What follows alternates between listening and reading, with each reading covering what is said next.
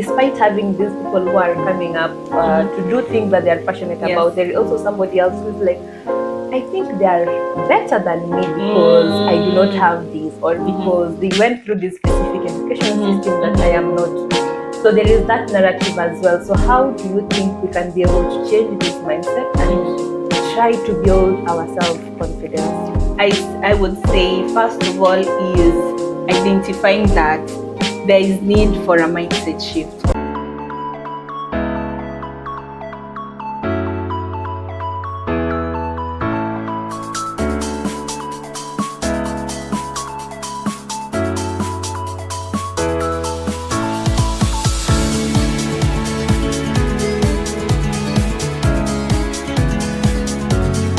Hello everyone and welcome back to the Balance It podcast. Balance It is a platform that empowers young men and women to live a purpose-driven life. We delve into conversations relating to purpose-driven living, wellness, fitness, and lifestyle in general. I'm your host, Gertrude Nasike. And I am Eda Onyoni. And just as a follow-through with our previous episode on something we introduced, we are giving shout-outs to our audience, those who have engaged with our content, and that's through commenting. And today we have a special focus on Raphael Sami 8054, like this account. We are so grateful for your engagement, and this was a specific episode on self-care practices with one of our guests. And your comment was, I highly recommend this brand to everyone out there. You guys are impacting lives. And I'm so glad that we can really show up and just impact lives through our content out there. And thank you so much for recommending the brand to everyone out there. Thank you so much, Raphael. Sending love. Yeah, we will use the emojis. Yeah. Thank you so much. We really appreciate it. Yes, and in today's episode, we are delving into self-confidence. Yes. And specifically, we are tackling about self-confidence amid the social changes. We know there are a lot of things that are happening. Yeah. A lot of things that are happening in the social media space, even in the society. So we have to, and we know that our self-confidence can be attached to that. So we need to just try to understand how we can be able to continue building our self-confidence despite these things happening. Yes. Because we have to embrace them either way. So we have to talk about self-confidence amid the social changes. That is very well put. And some of these social evolutions or social changes that we are seeing is success. Right now, people are really looking at success differently. I remember while growing up, success was really pegged on specific career areas, honestly. Yeah. Because you're laughing, I feel like maybe that was the same concept you had. But now, right now, people are really rethinking success. And you would find for a long time, maybe people would look at success, being successful as if you partake a specific career path. Maybe if you're a doctor, thank you doctors because you people are really helping us a lot when we get sick, but people would really see if you're a doctor, maybe an engineer, or like there was specific career paths that was given so much appreciation in relation to maybe success. Once you just, as long as you're in that class, you are successful. Your life is sorted. And you carry the whole society. Which is true. They carry the whole society in a way. Yeah, true. But it doesn't mean that we should disregard other areas of success. And I believe that this would sometimes create a specific level of social, maybe esteem issues, or someone would really try have their confidence affected. I don't know what you take. Yeah, I totally agree. And just right now, seeing the shift to now, people trying to find their purpose and just taking up and creating jobs for themselves in their purpose. That is something that we also need to embrace also. by the fact that we are in the social media space and people are actually just showcasing themselves. Yes. And also I think in some way or in some level I could also put it to the aspect that earlier on there was no social media, or it wasn't as much there was not much emphasis on social media before. But right now the fact that we can see these things, maybe people going through careers that they actually are involved in their purpose, it could be enhanced because of the social media. Maybe it was actually happening behind the scenes. It's just that it was not as enhanced as right now with the social media spaces. But I really like the fact that we have digital spaces and people are just coming up and people are not even shy of trying. Somebody will just do something that in your mind would be like, why is this person doing this? But people are not shying away from trying. And I also embrace people to just continue doing that, because it is in that trying that people will see you, and it is in that trying that people will identify you, and you will actually even start making money from that you are trying, despite people dismissing it. That's very true, and it just sparked a thought. I remembered a podcast I listened to once, and this lady was saying, right now there's literally audience for every content.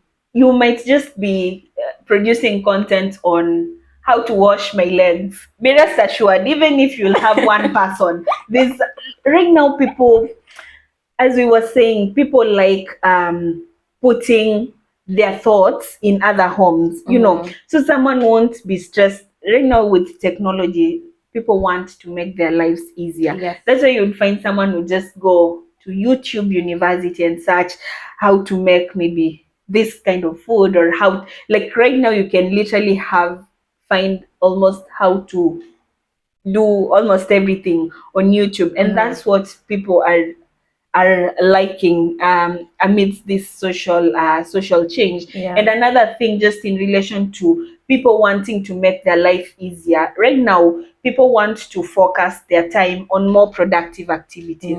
So you would find that as a person, maybe for instance, my career, let's say for you, you're a finance person, and maybe you want to spend most of the time in your work as an accountant or a financial controller. You're not going to want to stress yourself with the other small activities that are going to take up your time and space. Let's say if it's cooking, if it's maybe doing your nails, if it's cleaning the house. Yes, they are maintained, but now you decide to, if you're in a position to delegate these activities to someone else or to other companies that can actually take up this responsibility. These companies, these are people who maybe are passionate about those specific areas, and they've now created businesses from that, or they've created jobs from that specific purpose. And it has really redefined how success is, because initially people would think if you decide to start an agency to clean people's houses, it's unacceptable. Like how can you be successful with that? But we're seeing that people are leveraging on that right now, with everyone deciding to embrace this kind of new success, and just ensuring that they're thriving in totally different areas, because be rest assured that service that you're providing, or that product that you're providing, will just get an audience. It's just that you've not yet gotten to that specific audience that is a perfect match for you. Yes. Yeah, I really like the idea of rethinking success. And also, just in the same spirit, how do you think we can be able to build confidence? Because I'm sure even with all these changes, there are some people who feel overwhelmed. Yes, definitely. Maybe somebody who is not from a background where they're taught to be confident about themselves, or people who are just shying naturally. Yes. Because we have those kind of people. How do you think that, because despite having these people who are coming up to do things that they're passionate about, there is also somebody else who's like, I think they are better than me because I do not have these, or because they went through this specific education system that I am not. So there is that narrative as well. So how do you think we can be able to change this mindset and try to build our self-confidence? I would say, first of all, is identifying that there is need for a mindset shift. Honestly, identifying that staying in that specific mindset that you're in is not going to give you different results. It's just going to make you still stay, have maybe the lack of self confidence or not feel the push to go for whatever you're doing. And then another thing I would say is try to educate yourself. Right now, we have the privilege to access digital spaces or technology. Most of us are maybe digital natives. I would say most of our viewers, because digital natives are basically people who have been born in the digital era. It might be maybe you've seen the technology getting advanced with time, from maybe you were small to right now where it's just epic at a different level. So I would say take advantage of technology, try to educate yourself. Right now there are so many courses. If you don't, most of the time we don't feel confident because we are not sure of whether whatever we are saying is factual. So you would rather maybe keep quiet, or rather try and shush your voice so as not to be penalized for saying something wrong. But you will realize when you start educating yourself. I remember you ever told us that you felt like you wanted to be slightly all round, and you started listening to news, engaging in political conversations, just trying to educate yourself and relate with people around that area. That would give you the confidence, because you would be giving a point. If you're in a conversation, you would be contributing to that conversation, knowing that whatever facts you're saying are true. Or even if they're not true, you have the grounds to properly argue without feeling like you're being attacked or you're being bombarded. You would be open to a different opinion and seeing how that whatever you've said can be looked at in a different way. So first of all, just try to educate yourself. Use social media or use technology to your advantage. There are online courses. If it's trying to perfect a skill, if let's say you're a marketer and you really want to try and perfect your skill, try and learn things that marketers do, or activities that would help you be more confident in whatever you're selling. If it's a product or a service, be more confident in whatever you're selling. That's, I think, how I would go about it. And with time, you just find that you're coming out of that cocoon and you're really willing to engage with people, because you feel like both of you are exchanging ideas. You're not like, now I'm shy because I don't know if I say this, what will they say? Secondly, most people really don't care. Most people True. most people are so busy with whatever you're doing. People who would care are actually people who are going to be impacted by whatever you're going to say. And I feel like those are the people who are going to help you. And be open to learning, or to learning from your mistakes, right? Yes. Knowing that even whoever is up there, if it's that CEO or if it's that immediate manager or boss, they would tell you they started from somewhere. They started from a point of knowing, not knowing, but maybe it's the curiosity they had to really try and learn, or try and know from their mistakes or their failures, that got them to continuously improve. So it's basically all about the small improvements that you're making daily that are actually going to contribute to bigger improvements, and then you'll be more confident in your skill or in you as a person. Yeah, Yes. for sure. Practice makes perfect. True. Totally. If you go and watch our first episode, you will totally understand. True. And we have evolved. And right now, as you can see, God is great. Yeah. God is great. That's true. Yeah, that was really profound. And something else that I would like to add, people need to understand, why am I not confident? People just need to ask themselves those basic questions. Yes. If maybe you are afraid of something, Yeah. why am I afraid? Or maybe you see yourself maybe as a speaker or starting a podcast, but you have that fear in you that is now diminishing your self-confidence. It's a matter of trying to understand, why am I afraid in the first place? Because once you understand why you are afraid in the first place, it will be easier for you to now step out of that cocoon. Okay, I'm afraid because of 1, 2, 3. How can I be able to move from this 1, 2, 3 to now 4, 5, 6? Oh, wow. So getting to understand. And I also read somewhere that people are actually not even somewhere. You all need to read this book. It's called Power Moves. It's the new book by Sarah Jakes. Yes, I always preach Sarah Jakes. So she was saying that people are afraid of their light. People are not actually afraid of their past. People are not afraid of. People are just afraid of their light. The fact that you know that coming out of this cocoon, this comfortable space, will now make you be this big person that maybe people are seeing, or you will need to come out of your comfort zone and start doing bigger things. That is what people are afraid. People are not just afraid of what will people say. Yes. That is another different level. So once you understand that, okay, I am afraid of the light. Why am I really afraid of the light? What can that light do to me? And why am I diminishing, or why am I not helping somebody else to get into their light by me diminishing my light? It's important for you to understand why. So once you understand that why, it's very easy to move to the next. That's really well put. And when you say people are actually afraid of the light, it is very true. Most of the time you would find you're actually afraid of being out there. You know you have the potential, but you know once you're out there, the attention is gonna be on you. You know, and then you try to really dim that light. That is very well put. We really need to know exactly why we are afraid of our potential.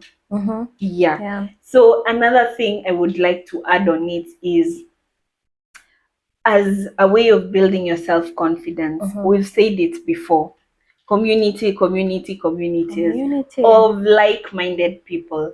So if you know you're really trying to build or practice a skill or build your self-confidence on something, right now I would always preach on leveraging our technology. We have so many virtual networking events. We have virtual groups that we can join, where you would find that maybe you're getting free mentorship or you're getting free partnerships that can help you slowly to just improve in your skills.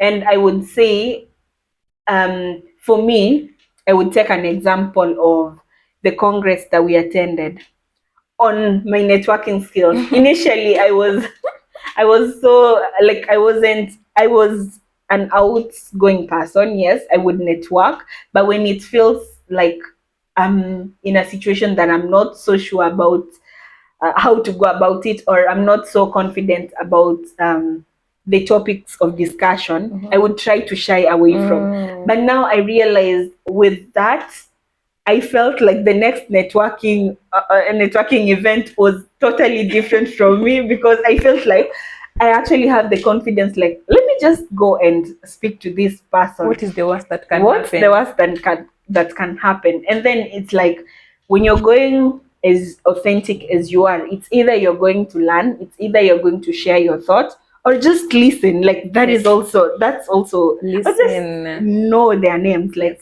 that's also something. So I noticed that taking advantage of virtual events, they might be webinars, these networking events, webinars, or just workshops that are organized virtually, depending on the group of like-minded individuals you want to attach yourself to, would really help in also building your self-confidence. Yes. I always say, just show up in the room. Show up in the room. Our minds, once you show up in the room, it gets into the subconscious mind. And with time, that subconscious mind will be there. It will be always telling you that there was this thing that you attended, and now it is now time for you to show up for yourself. So just show up in the room, just listen. And something that I'm also trying to do right now is just listening. Oh my God. Especially when you go to those big or like high-end areas, spaces that you meet people who have already accomplished, Yes. or people who are already where you see yourself. The aspect of listening, because people normally want to talk, but you just need to master the art of listening. Yes. And once you listen, you get to just pick something. It doesn't have to be the whole conversation. Yes. It just has to be one thing that you're going to implement, and that is all. You see that it changes how you show up, it Yes. changes how you just engage with people differently. And something else that maybe I would like us to talk about is some things that diminish our self-confidence, because it is very important. Showing up in the room, yes, but now even if we have shown up in the room and we cannot be able to build this self-confidence, because even if we have shown up in the room, there are some things that can definitely hold us. Yes, Do you think there are such things? I would say I think there are, and I would attach them to specific spheres of personal development. I would say we not normalizing personal development or personal growth can be a big hindrance in us getting the most of when we show up in these rooms. Because when we look at personal development or growth, we look at our spiritual well-being, our physical, emotional, and all this round. You'd find that if deep within we are not so sure with ourselves still, it means even when we show up, it's going to affect, because one thing is maybe you will have that fear still in you, or you won't approach anyone to network, or even if someone approaches you to network, you would really try and just end the conversation. So I feel like I would just put it as a blanket. Not normalizing personal development is a big diminisher of self-confidence, because I feel like it is in these personal development spheres that we get to understand, that we get to build self-awareness. First of all, the way you were saying that, trying to understand, why am I fearful of this light, or why do I feel this way about a certain thing? That is all attached to self-awareness, Yes. But if you're not self-aware, and it means that you wouldn't be willing to work on yourself, then it means that it's gonna be a big hindrance when it comes to getting to optimize opportunities when we really show up in these rooms. Yeah, for sure. And something else that I've heard somebody say is childhood traumas. I know we all have our traumas, guys. We all have our traumas. But I can say that it is something that can also diminish self-confidence, true. because somebody was telling me that I am coming from an environment where we are not used to speaking up. So or I was told to just be around to be seen. There is something like that. Just to be seen and not to be heard. Such that you have been told so many times that your voice does not matter, and you just need to be around. And now you find that your voice has actually, by the fact that that was being told so many times, it got into your subconscious mind, and it got to a point that you now removing something from your subconscious mind, it's hard. It's very hard, and it takes time. So you get to a point where somebody is like, I'm just not confident, and I really don't care, and I really don't want to do that. But I honestly feel like these are things that we can unlearn, because in the first place it was learned, and so definitely it can be unlearned. And just through things like therapy, involving yourself with whatever we talked about, communities of people that are aligned with you, and also just being very cautious about our healing journey. Nobody is coming to tell you that you have childhood traumas. Now you need to heal. You need to heal. It's upon you to ensure that, okay, I feel this way, but I can show up in the world differently, and whatever that is making me not show up in the world differently is this. So if it is this childhood trauma, so who can I go to help me in, just because we are responsible for ourselves as adults. We are very responsible for ourselves. So I think childhood traumas is something very big, and some people don't even get to realize it until somebody else tells them. And that is why being in the showing up in the room is very important, or until you get an experience that tells you that actually you are behaving this way because of this. So just being conscious of ourselves as individuals, and just being cautious and just being very careful of our healing journey, I think can also help us now grow into our self-confidence. But now the childhood trauma is something that can diminish. That is very true. I totally agree with that. And it just reminds me of something else. I think social media comparisons can, Oh my God. like, Yeah. as much as, yes, we are saying social media really helps us to think about our success, see ways in which you can freelance in these new societies and just be successful in any other sphere, as long as you put your mind to it and you're actually solving a problem, then it also has its negative impact. And you would find that most there's some of these accounts also that you would find maybe they're showing up a very perfect lifestyle or a kind of perfectionist lifestyle. Yes. And if you're not in your authentic self, or if you're not self-aware to a point that you can really be grounded to what your goals are, or just understanding the essence, the concept of time and season, then you're going to be really frustrated by such like comparisons.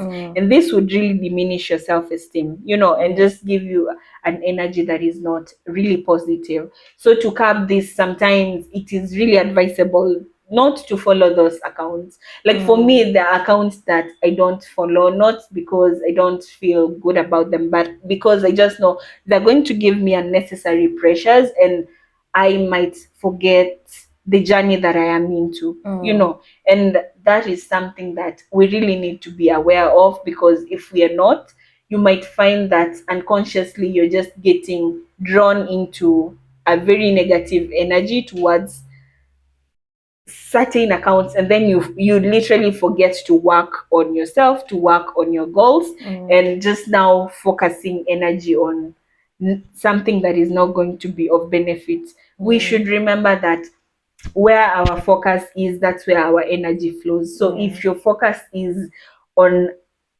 comparison and this is bringing very negative energy, be rest assured your heart is not in a position to partition that. Let the right side be calm and joyful, let the left side, let's deal with this negative energy and frustration. No, it's going to be the same. And it's very important for us to really be conscious of the fact that we can only be in control of our own way that we react to situations, because you won't make the other person change maybe their lifestyle or their account. They're perfect. They're perfect. They're perfect. What do you mean? Yeah. So if it's affecting you, it's up to you to really look at measures that you can take, because that's the only thing you control in. Yes. Yeah, totally true. Garbage in, garbage out. True that. Garbage in, garbage out. What a way to end the show. Yes. And guys, we are back again, reminding you to subscribe. Yes. We are on the road to 500 subscribers, or Yes. maybe by the time we are uploading this We video, we would be- have already hit yes. 500 subscribers. So maybe it is either we are on the road to 500 subscribers or road to 1,000 subscribers. Yes. Whichever point that you're watching this one from. Yeah. So definitely thank you so much for all your support again and again and again. And let's hear from the comment section what you guys are talking about in terms of how is just your social your self-confidence changing as the social media or the social changes happen in you. Yes. And until next time, bye bye.